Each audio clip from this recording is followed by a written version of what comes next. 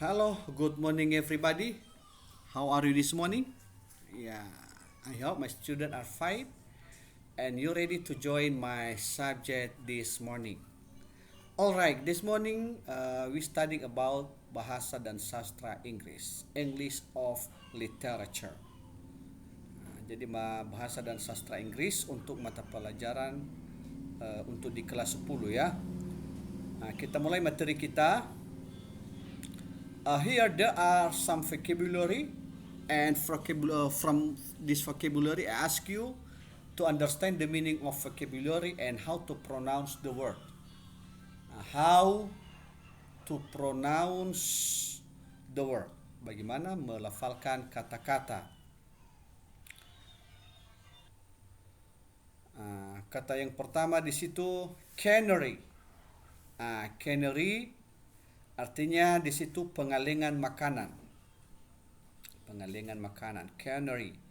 Yang kedua, key. Ya, ulangi setelah saya. Key. Key artinya galangan pelabuhan. Key artinya pelabuhan. Anda tahu pelabuhan? Ada di Gunung Sitoli, ada pelabuhan Gunung Sitoli, itu pelabuhan tempat berlabuh kapal. Hatchery. Hatchery itu artinya tempat penetasan telur. Tempat penetasan telur. Berikutnya bakery. Bakery itu artinya toko kue. Anda tahu toko kue di Gunung Sitoli, misalnya toko Mawar, toko anggrek, dan lain-lain. Vineyard. Ya, vineyard itu artinya kebun anggur. Kebun anggur. Orchard. Orchard artinya kebun buah. Kebun buah. Orchard. Baru berikutnya apiary. Apiary artinya tempat memelihara lebah. Anda tahu lebah? Berarti guna lebah ini untuk menghasilkan madu. Resort. Resort artinya resort ini rumah tempat peristirahatan. Rumah tempat istirahat. Misalnya dia di villa, itu resort, tempat penginapan. Dockyard. Dockyard itu artinya galangan kapal. Galangan kapal ini maksudnya tempat kapal di mana dibuat. Berikutnya cemetery. Cemetery itu artinya kuburan. Kita lanjut. Di bawah ini, di the next, there are a sentence number 1 until number 10. Ada kalimat 1 sampai 10, and from the sentence there are blah blah, you must fill the blanks. Di dalam kalimat 1 sampai 10 ada beberapa kata yang harus Anda isi, and you fill the blanks based on the following word above, dengan menggunakan kata-kata yang barusan Bapak jelaskan tadi. Misalnya number 1, try this, fill the blanks with the above word. Isi titik-titik dengan kata-kata di atas. Number 1, the blah blah blah is where you can see goods being loaded and unloaded from ships. Ya, titik-titik di mana kamu melihat barang dikeluarkan dan dimasukkan ke dalam kapal. Itu di mana tempatnya tadi yang barusan Bapak jelaskan. Yang kedua, our teacher is taking us to the blah blah blah where eggs are hatched artificially. Guru kami membawa kami di titik-titik di mana telur akan ditetaskan secara bersamaan. Number 3, the farmer grows grapes in a. Para petani menanam anggur di titik-titik di mana tadi dari kata yang barusan Bapak jelaskan. Number 4, it is interesting to see how food is canned in a blah blah blah blah. Sangat menarik untuk melihat bagaimana makanan itu dikalengkan di titik-titik. Number 5, on blah blah blah is the place where bees are kept. sebuah titik-titik di mana lebah itu disimpan atau dipelihara. Number 6, Sally is taking a sick leave. She is staying in a blah blah blah for his recovery. Ya, Sally harus tinggal di rumah karena sakit. Dia tinggal di sebuah titik-titik untuk proses penyembuhannya. Apa kira-kira diisi? And number 7, a blah blah blah sell bread, cakes, cookies, and pastries. Titik-titik di mana menjual bread itu roti, cakes kue, cookies itu cookies juga, and pastries. Pastries itu artinya kue kering. Di mana dijual itu, titik-titiknya silakan diisi. Number 8, a place where people grow apples or orange is called on blah blah blah blah. Sebuah tempat di mana petani menanam apel, menanam jeruk, itu disebut namanya apa? And number 9, the ship is being repaired in the blah blah blah blah. Kapal diperbaiki di titik-titik. And the last number, dead body are buried in a blah blah blah blah. Tubuh orang meninggal dikuburkan di titik-titik. I hope you can do the task. Please you fill the blanks based on the vocabulary I have explained before. Oke, kita lanjut dengan materi berikutnya. Materi kita ada beberapa expression. There are some expression, and I'm sure this expression you often use in your daily activity. And I will give the example. The first of expressing happiness in formal. In the right side, expressing happiness.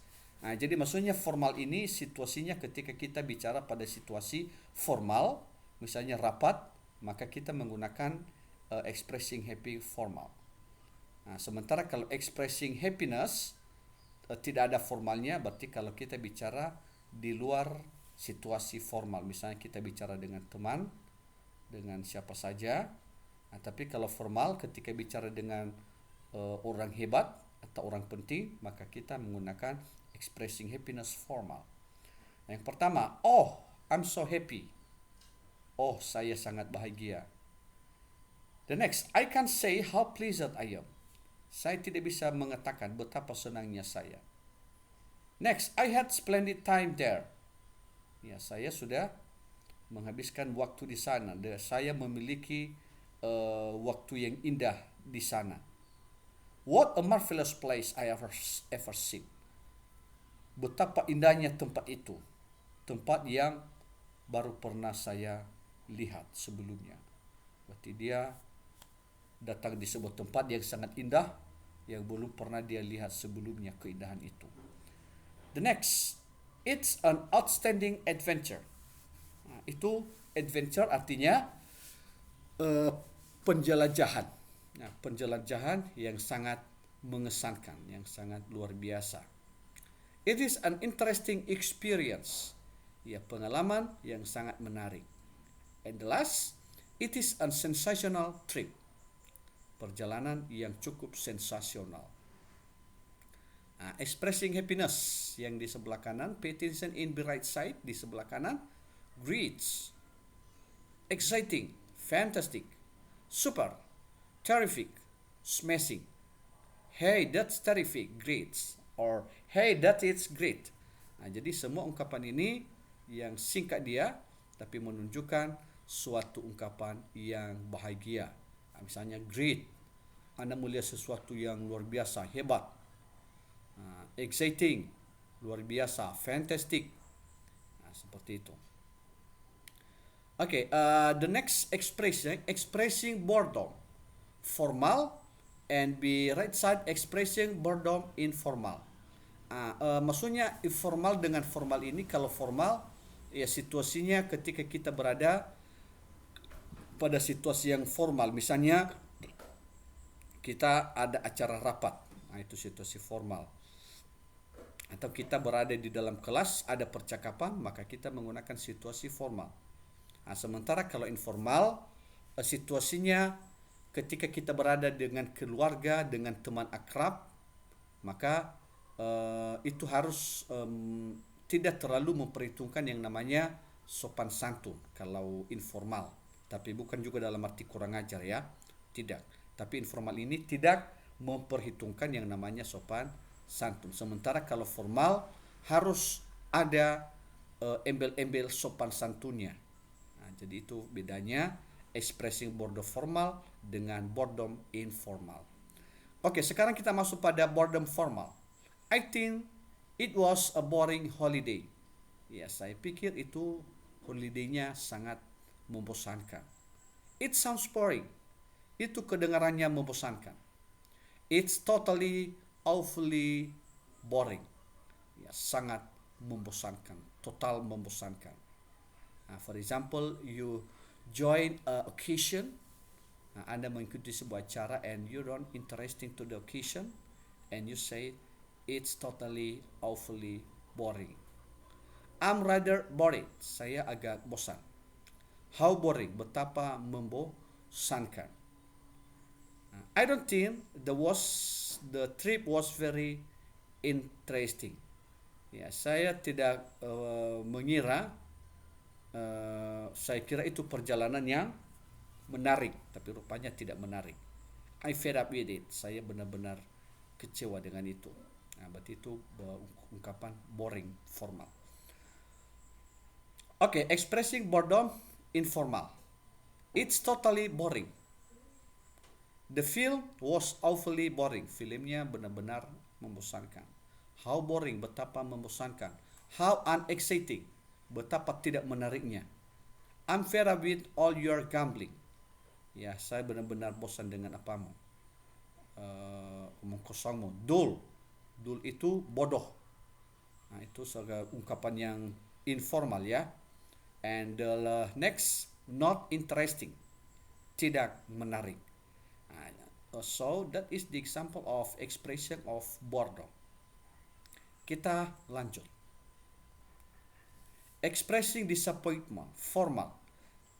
Di sebelah kanan, expressing disappointment informal. Tadi sudah Bapak jelaskan apa itu, what is the difference between formal and informal. Sekarang kita masuk pada formal. That's very disappointing. Sangat mengecewakan. Disappointment itu ungkapan kekecewaan. The next, I must say I'm really disappointed. Saya harus mengatakan bahwa saya sangat benar-benar kecewa. Benar kecewa ya. Oke.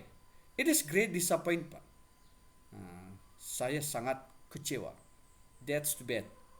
Itu buruk sekali. Itu sebuah ungkapan disappointment. Kita lanjut.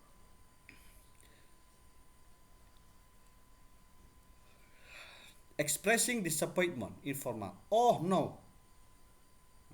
Oh no, itu sebuah ungkapan kecewa. That's too bad. Itu buruk sekali. That's a real shame or that's a real pity.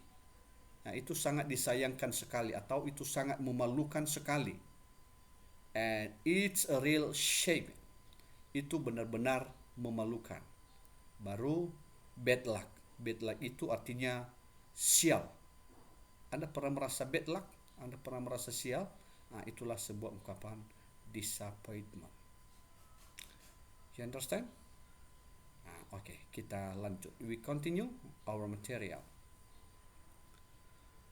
Enjoy this. Make a short conversation based on the situation.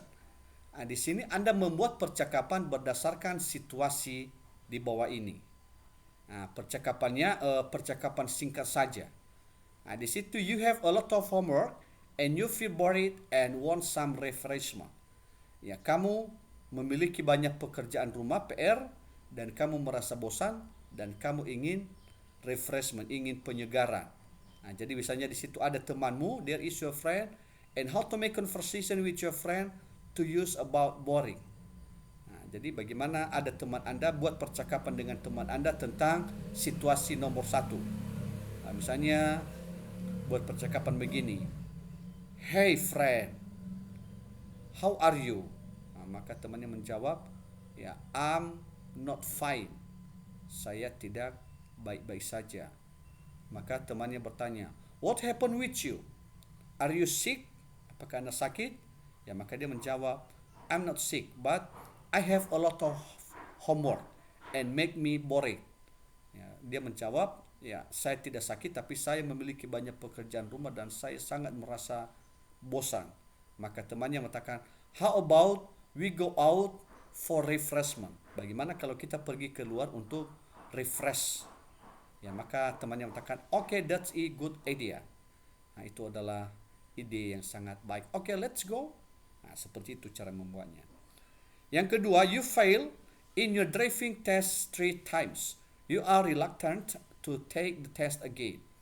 Ya, Anda gagal mengikuti ujian SIM, mengurusi ujian mengemudi selama 3 kali.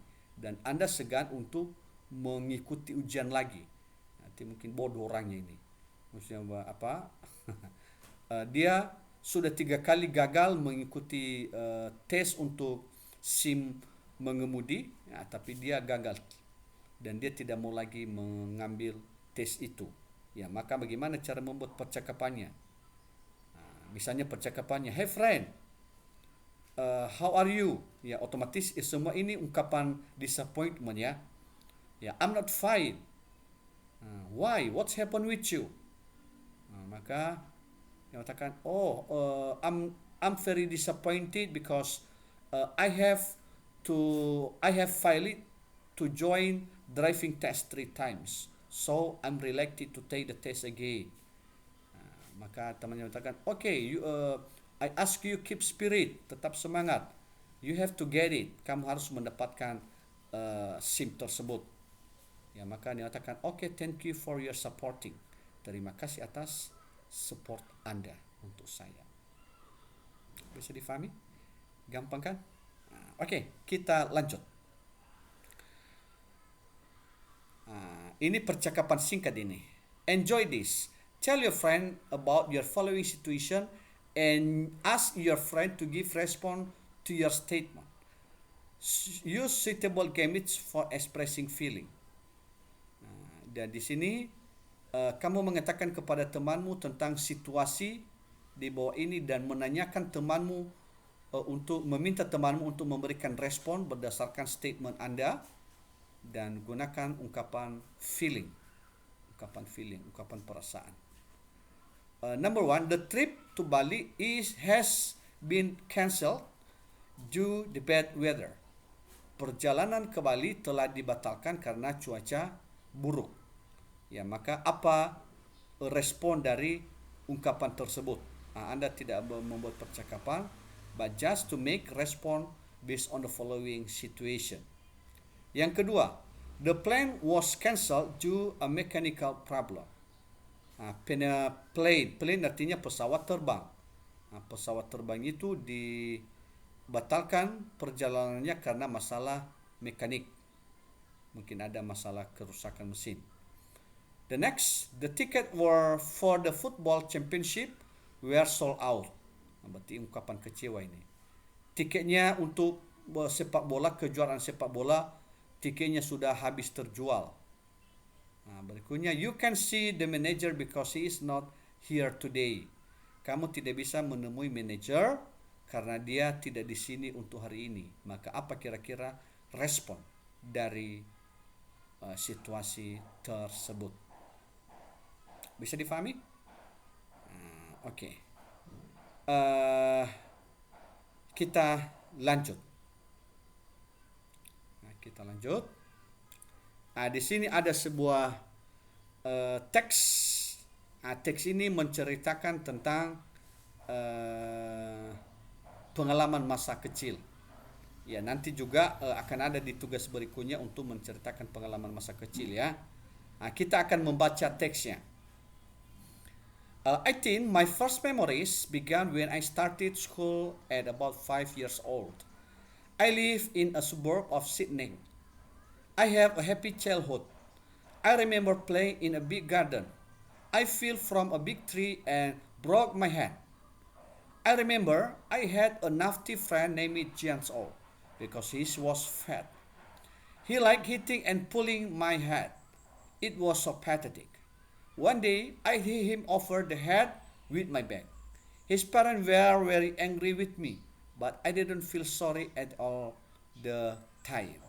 Nevertheless, since then, Jian O has become my good friend. It was very unforgettable childhood. Nah, jadi perhatikan ini penjelasan teksnya menceritakan masa kecilnya. Ya, masa kecilnya ini dimulai ketika dia mulai sekolah pada umur 5 tahun. Pada umur 5 tahun dia tinggal di suburb of Sydney, di pinggiran kota Sydney. Tahu di mana Sydney? Sydney itu ada di Australia. I had happy childhood. Dia memiliki masa kecil yang menyenangkan. Dia masih ingat bermain di sebuah kebun yang besar, yang luas. Dia terjatuh dari pohon dan tangannya patah. I remember, saya masih ingat. Dia memiliki teman kecil yang nakal, namanya Jian O. Jian itu artinya raksasa ya, mungkin karena dia sangat gemuk. Dia suka memukul dan menendang kepala saya, dan itu sangat menjengkelkan. One day, pada suatu hari, saya memukul kepalanya juga dengan tas saya, dan orang tuanya sangat marah kepada saya, tetapi saya tidak merasa menyesal pada saat itu. Semenjak itu, sejak Jian O itu menjadi teman baik saya, dan itu adalah pengalaman masa kecil yang paling menyenangkan. Jadi itu dulu teks kita untuk hari ini, dan ada tugas sebelumnya yang barusan Bapak jelaskan. Silakan Anda tuliskan di buku catatan Anda semua materi yang barusan saya jelaskan, dan tugasnya juga dikerjakan di dalam buku catatan. Setelah dikerjakan tugas dengan materi, Anda foto dan kirim ke Google Classroom. Semua materi pertemuan dari sebelumnya ya tetap Anda tuliskan sampai sekarang ini. Untuk minggu ini semua materi itu yang Bapak jelaskan dari pertemuan 1, 2 sampai seterusnya tetap Anda kerjakan. Tetap Anda kerjakan dan Anda tuliskan di buku catatan. Begitu juga tugasnya. Setelah itu difoto dan dikirim ke Google Classroom. Karena minggu ini saya akan mengambil nilai afektif. Afektif untuk nilai rapor Anda. Jadi itu saja dulu untuk hari ini. Good morning and see you.